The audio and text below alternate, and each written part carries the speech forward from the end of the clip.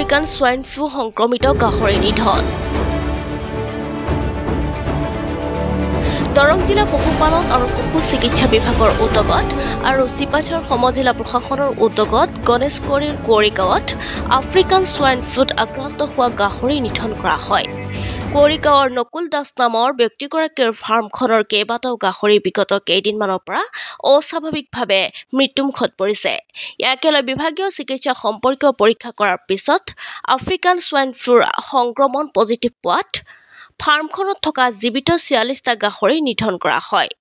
এই কাৰ্যসূচীত চিপাঝাৰ ৰাজচক্ৰ বিষয়া ৰীতিমণি দাস, মহকুমা পশু চিকিৎসা বিষয়া ডাক্তৰ ছাজাহান আলী, পশু চিকিৎসা বিষয়া ডাক্তৰ নাজদিন আৰা, ফাতেমান ইলিয়াছ, ডাক্তৰ প্ৰণৱ কুমাৰ ডেকা সহ জিলা পশুপালন আৰু পশু চিকিৎসা বিভাগৰ কেইবাগৰাকীও কৰ্মচাৰী উপস্থিত থাকে।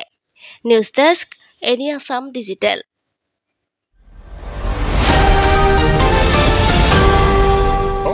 আমি যোৱা লাষ্ট শুকুৰবাৰে আমি ইয়াৰ পৰা গাহৰি মৰি আছিল। আজি মৰা কেইদিনমান আগৰ পৰা মৰি আছিল। তাৰ আগতে ট্ৰিটমেণ্ট কৰি আছিল। প্ৰথমতে আমাৰ ট্ৰিটমেণ্ট কৰাৰ পিছত যেতিয়া গাহৰিখিনি ট্ৰিটমেণ্টত ৰেছপন্স কৰা নাই, তাৰপিছত যেতিয়া গাহৰিখিনি ফাৰ্ষ্ট মৰা আৰম্ভ কৰিলে, তাৰপাছত আমি যোৱা শুকুৰবাৰে আমি মৰা গাহৰিৰ পৰা অৰ্গেন কালেকশ্যন কৰিলোঁ। অৰ্গেন কালেকশ্যন কৰি আমি গুৱাহাটী NER DDL বুলি কয়, তাতে আমি অৰ্গেনখিনি পঠালোঁ। সেই মৰ্মে আমি শনিবাৰে আমি ৰিজাল্টটো পালোঁ। তাৰপাছত আমি পজিটিভ হিচাপে ৰিজাল্টটো পালোঁ। ৰিজাল্ট মানে ASF positive, African swine fever বুলি কয়। তাৰপাছত আমি আমাৰ এডমিনিষ্ট্ৰেটিভৰ লগত আমি কথা পাতিলোঁ, ডিচি ছাৰৰ লগত। তাৰ পৰা আমাৰ এটা অৰ্ডাৰ হ'ব লাগে, কালিং অৰ্ডাৰ বুলি কয়। সেইটো আমি যোৱাকালি কালিং অৰ্ডাৰটো পালোঁ CDCৰ পৰা, আমি চিপাঝাৰৰ পৰা।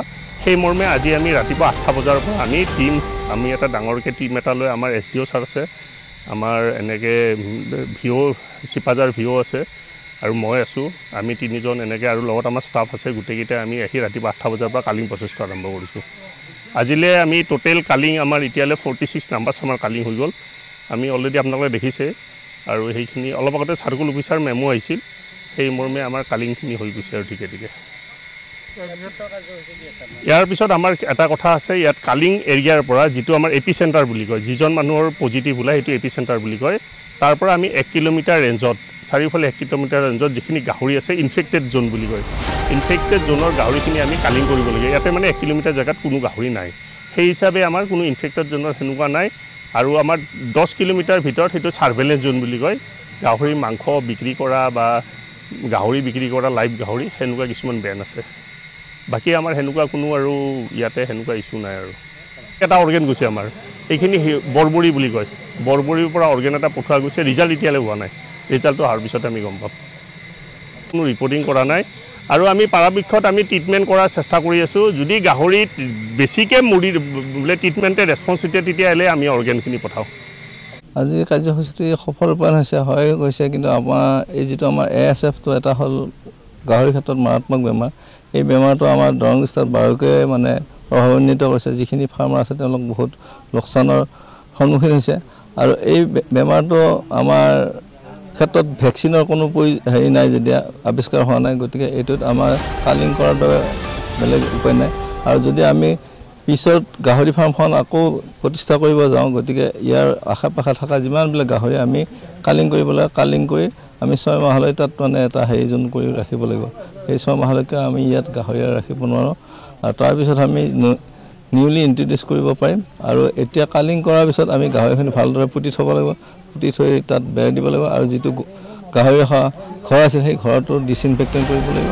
আৰু এইখিনি কৰিলে তাৰপিছত তেওঁলোকৰ নেক্সট যদি হেৰি কৰে, তেতিয়া 6 মাহৰ পিছতহে গাহৰি পুহিব পাৰিব।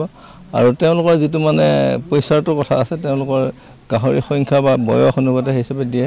আৰু এইটো এটা হেৰি মাৰাত্মক ডিজিজ হিচাপে সেইটো আমাৰ চৰকাৰৰ ফালৰ পৰা সম্পূৰ্ণ দিয়ে, যিখিনি আমি কালিং কৰা যায়। এইটো আচলতে ভাইৰেল বেমাৰ। এই বেমাৰটো বহুত দিন আগতে আৰম্ভ হৈছিল 1920 চনত কেনিয়াত। আৰু তাৰ পৰা লাহে লাহে বাগৰি বাগৰি আহি আমাৰ অসমতো হেৰি হ'ল, এই বেমাৰটো পালে। 2020-21 চনত আমাৰ দৰং জিলাৰ অকলিবাৰী বুলি ঠাইখনত প্ৰথম আৰম্ভ হৈছিল। তাৰপিছত ঝাৰগাঁৱত হৈছিল।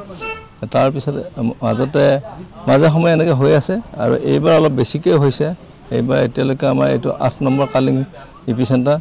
গতিকে এই ক্ষেত্ৰত এইটো কৈছোঁ। আৰু এইটো ক্ষেত্ৰত আমাৰ এতিয়া ASF আফ্ৰিকান সোয়াইন ফ্লু এইটো ক্ষেত্ৰত মেইন কথা হ'ল যেটো আমি হাইজেনিক মানে মেজাৰটো ল'ব লাগিব আৰু আমি এখন ফাৰ্মৰ পৰা সেইখন ফাৰ্মলৈ যোৱাটো আমি বন্ধ কৰিব লাগিব তাৰ পিছত হেৰি আমাৰ যিজনে গাহৰি পালে তেওঁহে সেই গাহৰি ফাৰ্মত সোমাব লাগিব বাকি মানুহ সোমাব নোৱাৰিব এখন হেৰি ইনফেক্টেড ফাৰ্মৰ পৰা যদি ভাল এখন ফাৰ্মত যায় তেতিয়াহ'লে সেই বেমাৰৰ বীজাণু পৰিয়ালে যায় গতিকে আমি কন্ট্ৰোলটো প্ৰিভেনশন ইজ বেটাৰ দেন কন্ট্ৰোল গতিকে আমি কন্ট্ৰোল কৰাটোহে আমি গুৰুত্ব দিব লাগিব এটোত আমাৰ যিহেতু ভ্যাকচিন নাই গতিকে আমি এটো কন্ট্ৰোল কৰিব লাগিব আৰু এই ডিসইনফেক্টেন্টটো আমি চাৰিওফালে ছটিয়াব লাগিব আৰু অচিনাকি ঠাইৰ পৰা গাহৰি আনিব নালাগিব আৰু যদি আমি গাহৰি বিক্ৰী কৰিব লগা হয় তা বিক্ৰী কৰিবলৈ এটা নিৰ্দিষ্ট দূৰত্বত ৰাখি তোমাৰ ফাৰ্মৰ পৰা অলপ দূৰত্বত ৰাখি তাত গাহৰি নি তেওঁলোকক দিব লাগিব হেনভাৰ কৰিবলৈ তেতিয়াহে একচুয়ালি আমাৰ চলিয়ে আছিলে লাষ্ট দুটা সপ্তাহ আগত আমাৰ ডেপুটি ডাইৰেক্টৰ পিগাৰী আহিছিলে তেওঁ এৱাৰনেছৰ কাৰণে আমাক অলৰেডি কৈছিলে সেই মৰমে মই মোৰ এৰিয়াত এৱাৰনেছ চলি থকাৰ অৱস্থাতে এটো হৈ গ'ল এই ইনসিডেন্টটো তাৰছত সেই অনুপাতে মই শুকুৰবাৰে স্যাম্পল পঠালো তাৰছত স্যাটাৰডে আমাৰ ৰিজাল্ট আহিলে প্ৰণৱ ছাৰে কোৱা মতেদি যেহেতু মানে ৰিজাল্টটো আহাৰ পিছত আমাৰ ডিসি অফিচৰ পৰা এটো মানে প্ৰসেসটো হয় সাইনিং অথৰিটি তেওঁ হয় মানে অৰ্ডাৰ ফাইনেল অৰ্ডাৰটো কৰা তো আজিকালি যেহেতু সিডিসি হৈছে তো ফাইনেল অৰ্ডাৰটো সিডিসিৰ পৰা ওলাল তো যোৱাকালি অৰ্ডাৰ ওলাইছে সেই হিচাপে আমি কালিংটো আজি কৰা গৈছে